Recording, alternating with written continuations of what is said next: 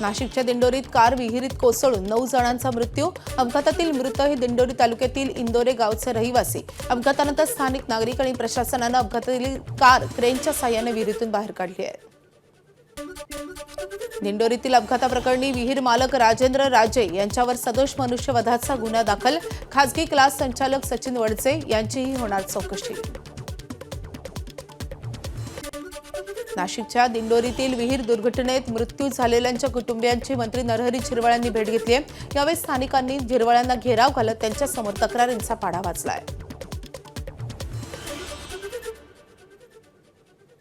अतिशय उंची कमी आहे त्याची, अशा पद्धतीचं सगळ्या ज्यांनी तो स्पॉट पाहिला त्या सगळ्या तरुण मंडळीची एक इच्छा आहे का असं भविष्यात घडू नये, का त्यांच्या घराला त्यांनी कंपाऊंड केले आणि मग विहिरीला का कंपाऊंड करू नये, किंवा नगरपंचायतनं रस्ता हा विहिरीपर्यंत नेऊन तिथंच संपवला आहे। तो जर पुढंपर्यंत असता किंवा नगरपालिकेची जबाबदारी होती तर त्यांनी संरक्षण त्या ठिकाणी करायला हवं होतं। याच्या अगोदर सुद्धा काही जनावरं पडलेत, तर त्याच वेळेला ते व्हायला पाहिजे होतं, पण झालेलं नाही। ते त्याच्यावर विहीर मालकावर तसा गुन्हा दाखल केलेला आहे। लैंगिक संबंधांची मागणी करणारा लिपिक भूषण पाटील निलंबित। कल्याण डोंबिवली महापालिका आयुक्तांची कडक कारवाई। महिला कर्मचाऱ्याला कामावरून काढण्याची धमकी देत तिच्याकडे शरीर सुखाची मागणी। छत्रपती संभाजीनगरमध्ये ट्रक चोरीला गेल्यानं 26 वर्षीय तरुणाची आत्महत्या। संदेश गवळी यांचा टँकर 1.5 वर्षापूर्वी चोरीला गेला होता, मात्र त्यानंतर कर्जाचे हप्ते सुरूच राहिल्यानं नैराश्यातून तरुणाची आत्महत्या।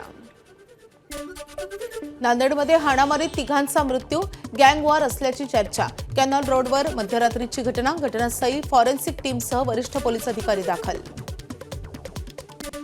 नांदेडच्या नायगाव तालुक्यातील सुसले गावातील यात्रेत किरकोळ वादातून तुंबळ हाणामारीचा व्हिडिओ व्हायरल। किरकोळ कारणातून 2 गट एकमेकांच्या विरोधात भिडले। पोलिसांनी मध्यस्थी करत ही हाणामारी थांबवली आहे।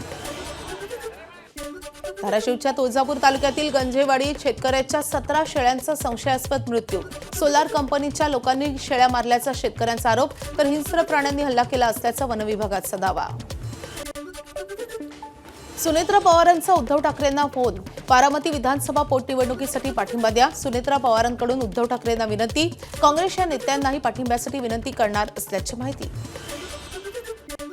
बारामती विधानसभा पोटनिवडणुकीच्या पार्श्वभूमीवर जय पवारांनी बोलावली महत्त्वाची बैठक। बारामतीतील कसबा भवनात होणाऱ्या बैठकीत बारामती मतदारसंघाचा आढावा घेतला जाणार। बारामती विधानसभा पोटनिवडणूक लढण्यासाठी काँग्रेसमधील 6 इच्छुकांकडून मुलाखती। 6 जणांची नावं काँग्रेस हायकमांडला पाठवली। आज एकाच्या नावावर शिक्कामोर्तब होणार अशी माहिती। सातारा जिल्हा परिषदेत आज 4 सभापती पदांसाठी निवड। अध्यक्ष उपाध्यक्ष निवडीवेळी झालेल्या राड्याच्या पार्श्वभूमीवर आजची निवडणूक अधिकच संवेदनशील आणि यामुळे जिल्हा परिषद परिसरात 100 मीटरपर्यंत जमावबंदी लागू। प्रशासन अलर्ट मोडवर। कोल्हापूर जिल्ह्यात शिवसेनेकडून सलग 2 दिवस पदाधिकाऱ्यांच्या बैठका। पक्ष संघटना मजबूत करण्याच्या दृष्टीनं आजही उदय सामंत यांच्या नेतृत्वात कोल्हापूरमधील पदाधिकाऱ्यांची महत्त्वाची बैठक। मोंदो अशोक खरातवर कांदा व्यापाऱ्याची फसवणूक केल्याप्रकरणी आणखी एक फसवणुकीचा गुन्हा दाखल। 60 लाखांची जागा वृद्धाश्रमाच्या नावे 22 लाखांना खरेदी आणि त्यानंतर प्लॉट विक्री व्यवसायात गुंतवणुकीचं आमिष दाखवून फसवणूक केल्याचं प्रकरण उघड। सोलापुरातल्या अंजनगाव खेलोबा येथील छत्रपती शिवाजी महाराजांच्या पुतळ्याच्या जागेसंदर्भात तोडगा। जयकुमार गोरे आणि राजन पाटील यांची मध्यस्थी। शिवरायांचा पुतळा स्थलांतरित करण्यास मराठा समाजाची मान्यता। सोलापूरच्या माढ्यातील अंजनगाव मंदिराचे पुजारी फरांडे महाराजांचं आंदोलन अखेर मागे। शिवरायांच्या पुतळ्याच्या स्थलांतरणाबाबत तोडगा निघाल्यानं 4 दिवसांनी उपोषण मागे।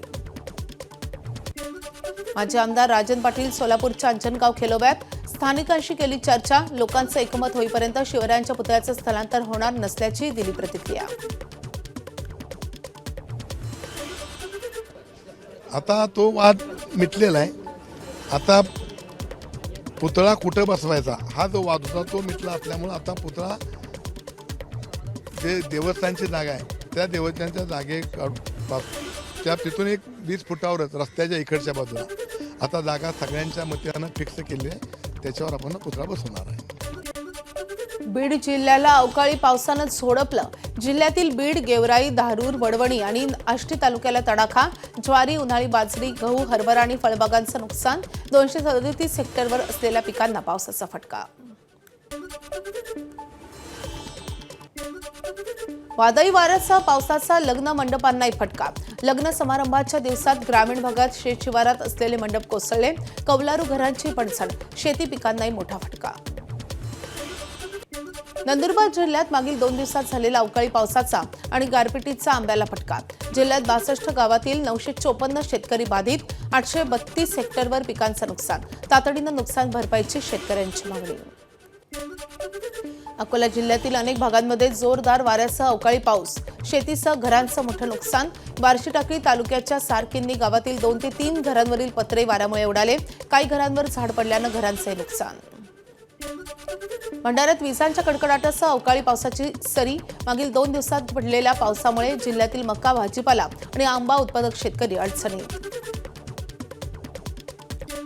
धुळे जिल्ह्यात अवकाळी पावसानं शेतकऱ्यांचं कंबरडं मोडलंय.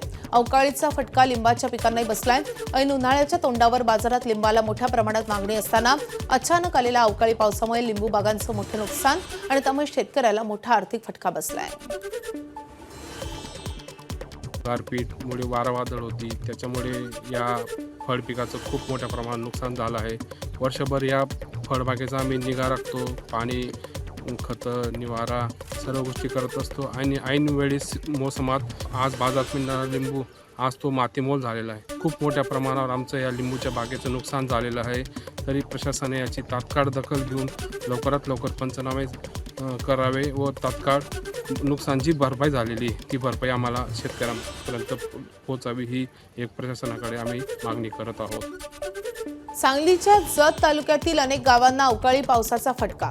आमदार गोपीचंद पडळकरांकडून नुकसानाची पाहणी. मका, कांद्याचं नुकसान. आंबा आणि डाळिंबाच्या फुलांची गळती झाल्यानं बागायतदारांचंही मोठं नुकसान. शेतकऱ्यांना मी इतकंच सांगतो की आम्ही पंचनामे करून ज्यांचं नुकसान झालंय त्यांचा सर्व अहवाल माननीय प्रांतसाहेब सरकारकडे पाठवतील. आम्ही तिथं पाठपुरावा करून आम्ही लोकांना चांगल्या पद्धतीनं मदत कशी मिळेल असा आम्ही प्रयत्न करणार. या गावामध्ये देखील अंदाजे 100 ते 150 हेक्टरपर्यंत आपलं नुकसानीचा प्राथमिक अंदाज दिसून येत आहे. जेवढं काही नुकसान होईल त्या प्रत्येक शेतकऱ्याचा पंचनामा करून तसा अहवाल आपण शासन दरबारी आपण पाठवत आहोत. माननीय आमदार महोदय त्याचा पाठपुरावा करतो असं त्यांनी देखील आश्वासन दिलेलं आहे. त्यामुळे सर्व कुठलाही शेतकरी या नुकसान भरपाईपासून वंचित राहणार नाही याची आम्ही काळजी घेऊ.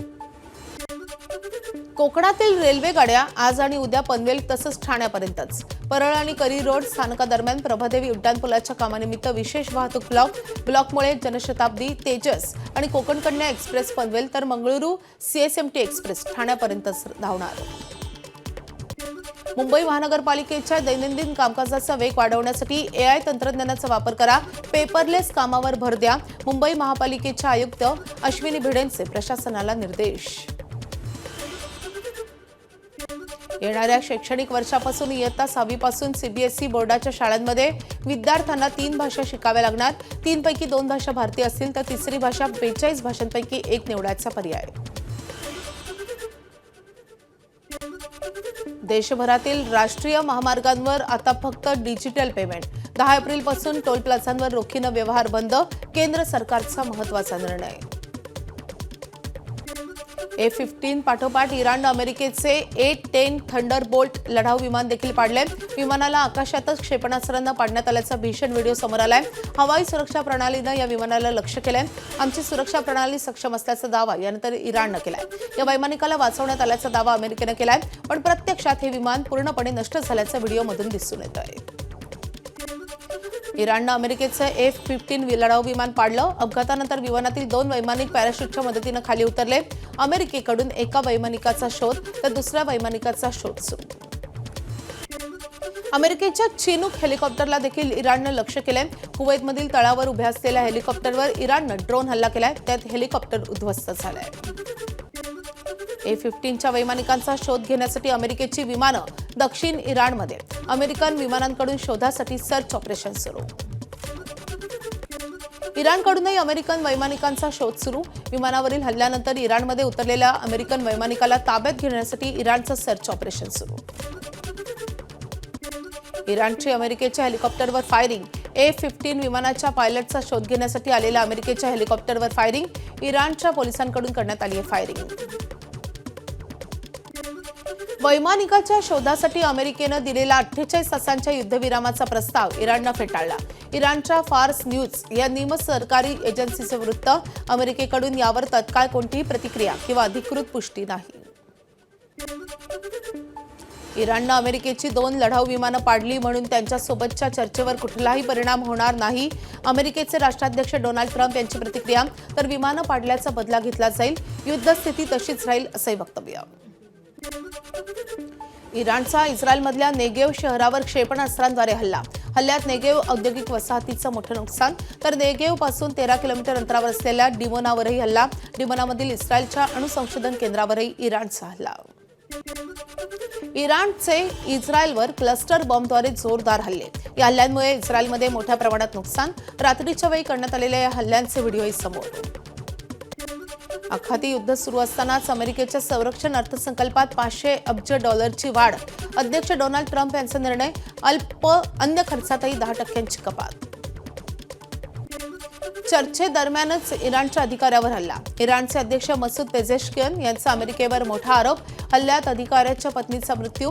नेमकं दहशतवादी कोण हे जगानं ठरवावं, असं पेझेशकियन यांचं आवाहन. हॉर्मुझची सामुद्रधुनी खुली करण्यासाठी सैन्य कारवाईला रशिया, चीन आणि फ्रान्सचा विरोध.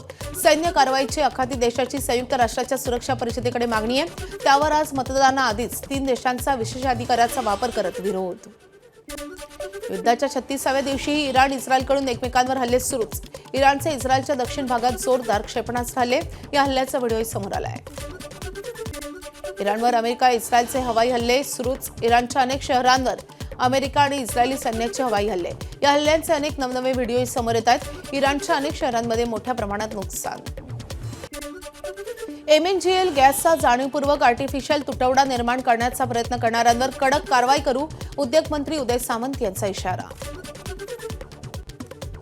आणि पुढच्या 2 महिन्यामध्ये PNG जिथं जिथं पाईपलाईन गेलेली आहे किंवा जिथं जिथं पाईपलाईन टाकायची शिल्लक राहिलेली आहे तिथं पाईपलाईन टाकायचा निर्णय झाला. जिथं पाईपलाईन इंडस्ट्रीजच्या समोरून गेली किंवा हॉटेल व्यावसायिकांच्या समोरून गेली त्यांना रजिस्टर करून त्यांच्याकडनं पैसे भरून त्यांना गॅस देण्याच्या सूचना देखील माननीय मुख्यमंत्री मोदी यांनी दिली. काही ठिकाणी कदाचित आर्टिफिशियल शॉर्टेज करण्याचा कोणतरी प्रयत्न करत असेल, पण याच्यावर देखील कडक कारवाई करण्याच्या सूचना उद्योगमंत्री म्हणून मी देखील दिलेल्या आहेत, मुख्यमंत्री मोदी यांनी दिल्या आहेत, आमच्या शिंदे साहेबांनी दिल्या आहेत.